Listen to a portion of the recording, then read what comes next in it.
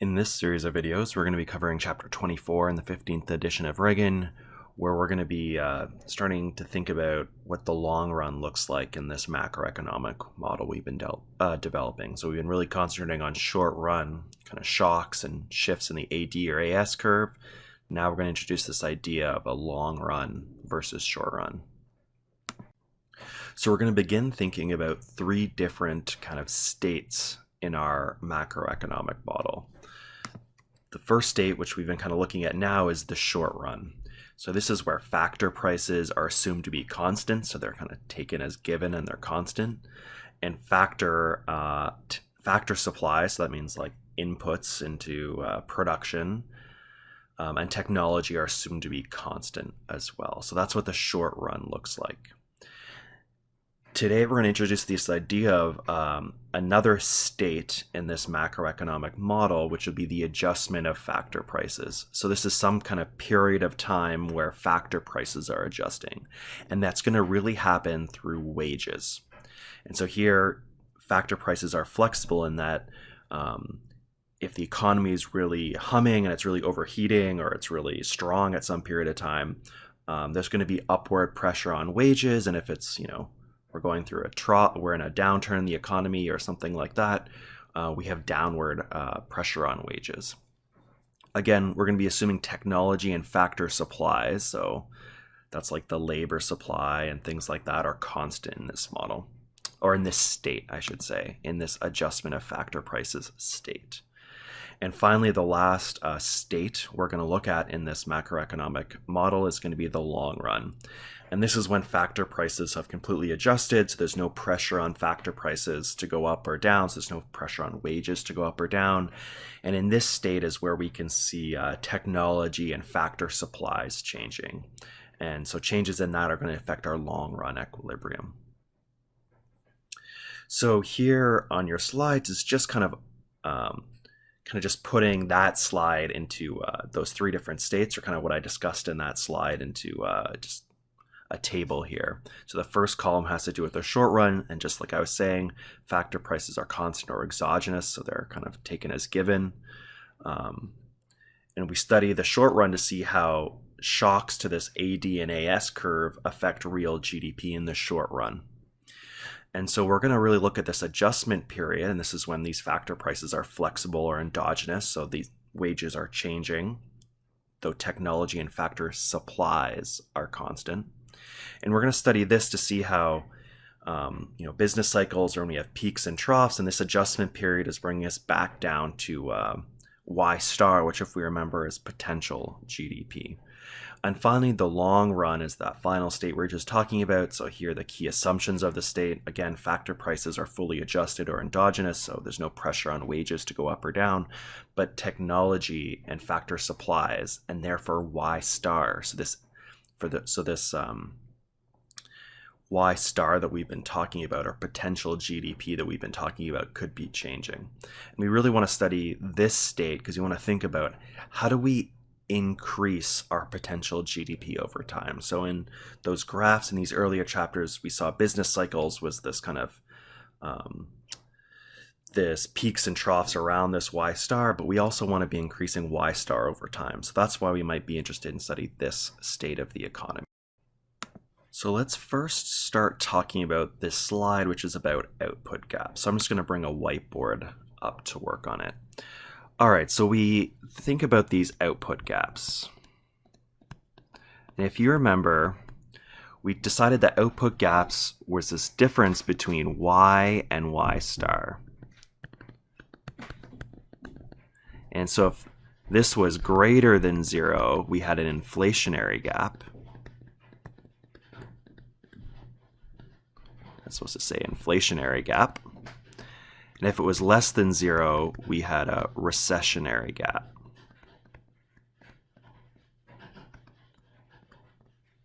And remember, Y star is this potential output.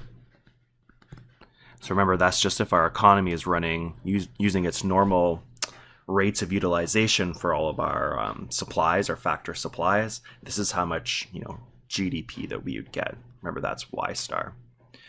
All right, so remember, this is our definition of what output gaps are. So the difference between this actual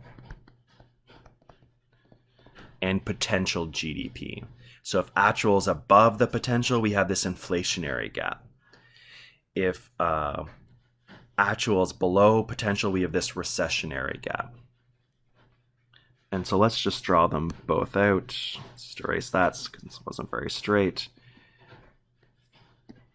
The bottom of that. So we had the price level and real Y on our axes. Draw both kinds of gaps down here. And so now potential GDP is just some level of GDP. So it's irrespective of the price level, it's like the amount of GDP we'd produce if all of our factor supplies were utilized at their normal rates.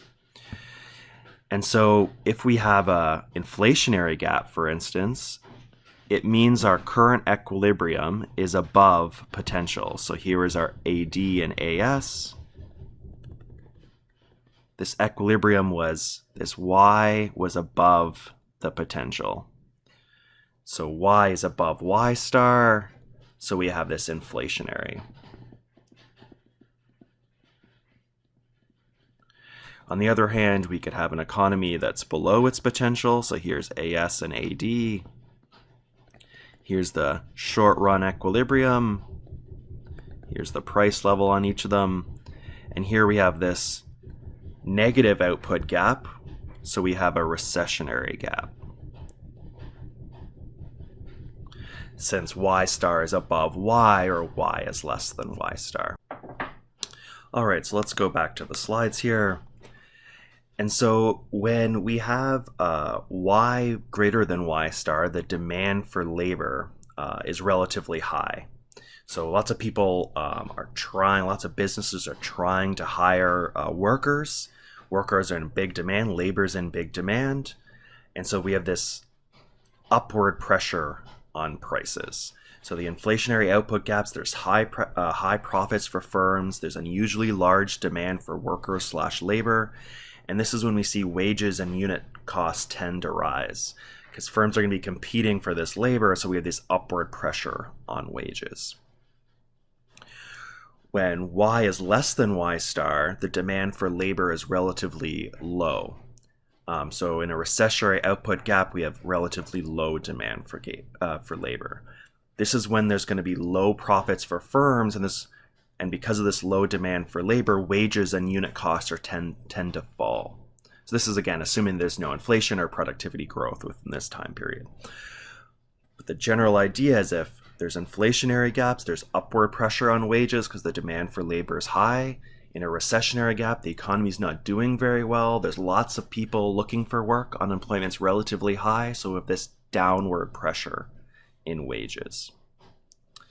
We usually think that these wages adjust in an asymmetrical manner, in the sense that when there's upward pressure on wages, wages tend to rise fairly quickly. So if we have this big inflationary gap, like the economy is really booming, like there's an oil boom in Alberta, back when there was a big oil boom in Alberta, there was people being offered, wages of $20-something to work in what we might consider minimum wage jobs. So like jobs at fast food restaurants and things like that. There are huge demands for those kind of workers, and we saw this big, really quick rise in their wages. But we often think that recessionary gaps are often causing wages to go down, but in a much slower rate. And we think of this as kind of wage stickiness, in that wages are relatively sticky and they're really slow to adjust down. This was like the original Phillips curve from way back in the day, and it might be like a different Phillips curve than you're used to now if you've studied economics before. But it was originally drawn as a negative relationship between the unemployment rate and the rate of change in nominal wages. So this relationship between changes in wages and the unemployment rate was the original Phillips curve. And so just kind of summing up all this information I've just been giving you, if the actual Y is above potential Y, we have this excess demand for labor and wages rise. if y is less than y star, we have this excess supply of labor and wages tend to fall, though they fall slower than they rise, right? So we have that wage stickiness. The only time when there's no pressure on wages to go up or down is if we have y equaling y star. And in this sense, this y star is going to be our long run equilibrium. So this y star is almost like an anchor, where we might have a short run equilibrium not at y star, but in the long run the anchor pulls this short run towards this long run equilibrium. So the idea here is we start where AD, AS, and y star are all equal. And then what happens, there's a shock to either the demand curve or the aggregate supply curve that pushes us away from this y star. So for some temporary time period, the actual y is pushed away from our y star. Now it gets pushed away and we have this short run equilibrium, but this creates this, either excess demand for labor or excess supply of labor, depending on whether this is a inflationary output gap or recessionary output gap. But either way, if this actual y is different from the potential y, or this y star, we'll slowly adjust back till we're at y star. We're going to think of when y equals y star, the unemployment rate equals its kind of the natural rate of unemployment. So there's still some kind of unemployment in our economy in terms of structural and frictional unemployment, but it's kind of at its natural rate of unemployment. So think about narrow as being like the natural rate of unemployment. So let's first look at an expansionary aggregate demand shock and the natural process that we get back to long run equilibrium. So let's click on a whiteboard here. So this is an expansionary AD shock. So something shifts the aggregate demand curve out. So what's going to happen here is that originally we're going to draw ourselves at this long run equilibrium. So we have the price level on the y-axis and real GDP or real national income on the x. We have this level of potential GDP. Its y starts as a vertical line.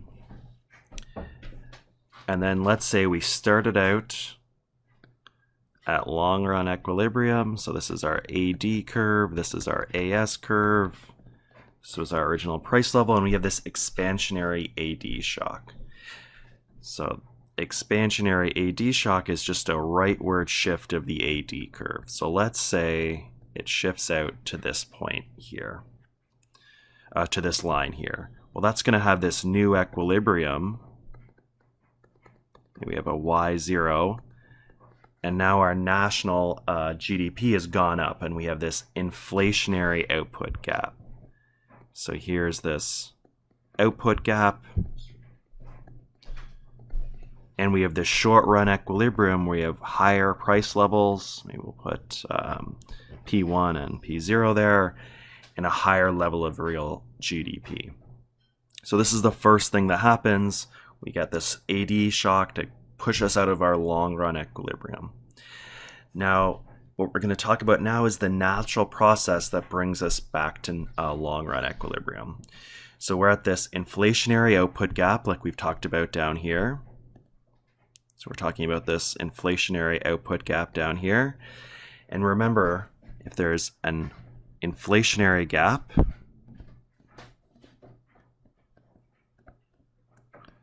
there's low levels of unemployment and the upward pressure on wages.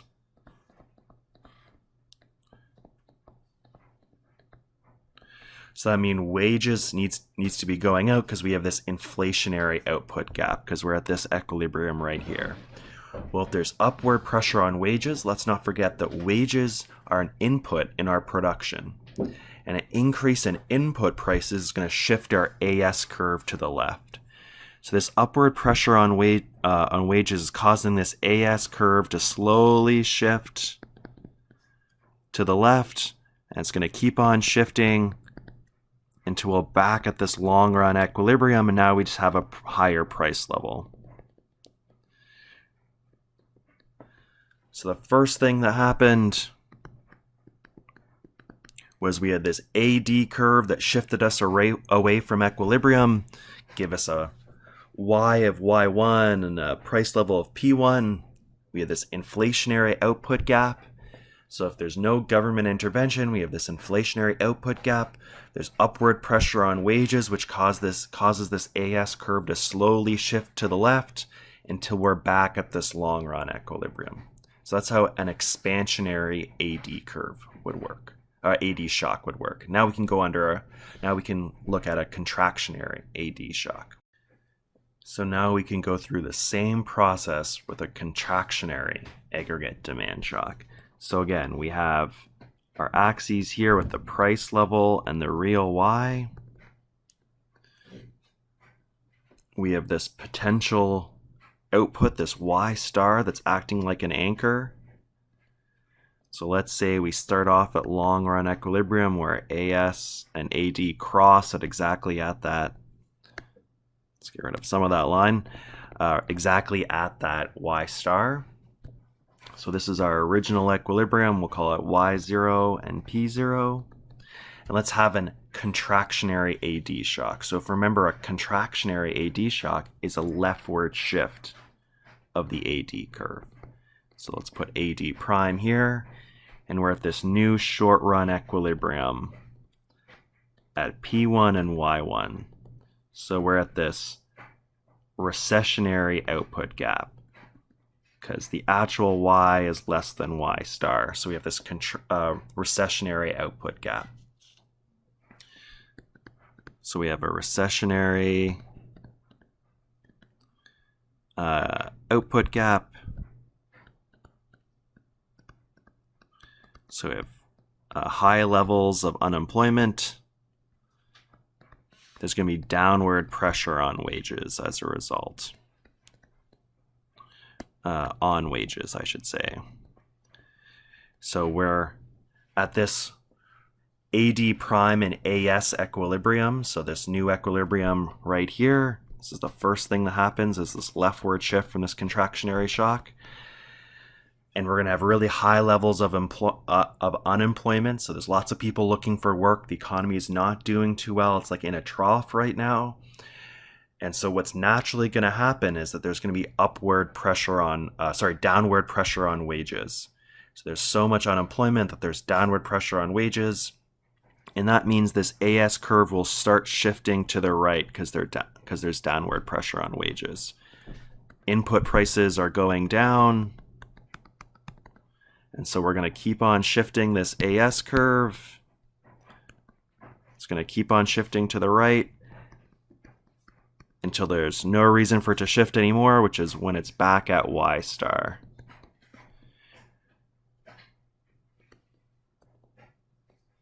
So what's going to happen with this contractionary AD shock is you have a leftward shift of the AD curve, which results in a lower short run equilibrium in terms of price, as well as real GDP. What's going to happen as a result is that there's high levels of unemployment and downward pressure on wages. As wages slowly begin to fall, again, it's slow because of this sticky wages. As wages slowly begin to fall, this AS curve will shift to the right because input prices are going down, and it's going to keep shifting to the right. That's the second thing that's happening here. Until where the AS curve is back at Y star, or back at intersecting the AD curve at Y star. That's going to end up with a lower price level than we originally started with, but we have the same level of real GDP that we originally started with.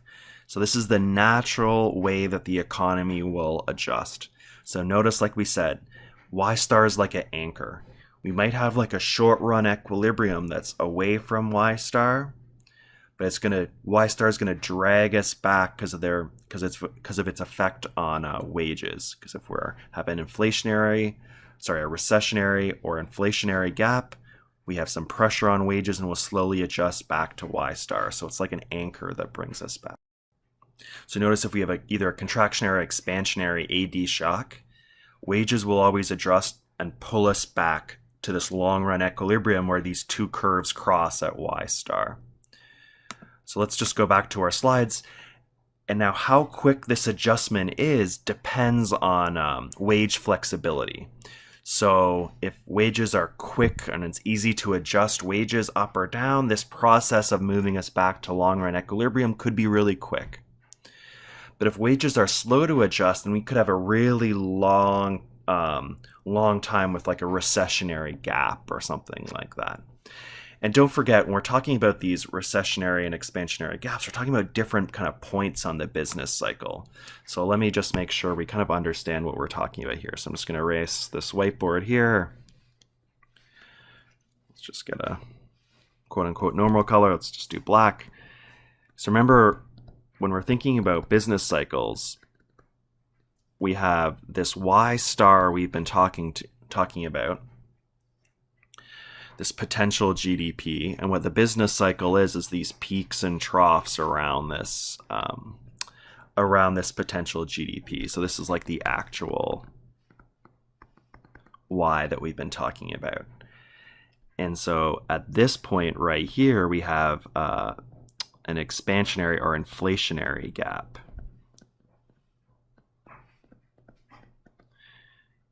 And this point, let's say down here, is when we have a recessionary gap.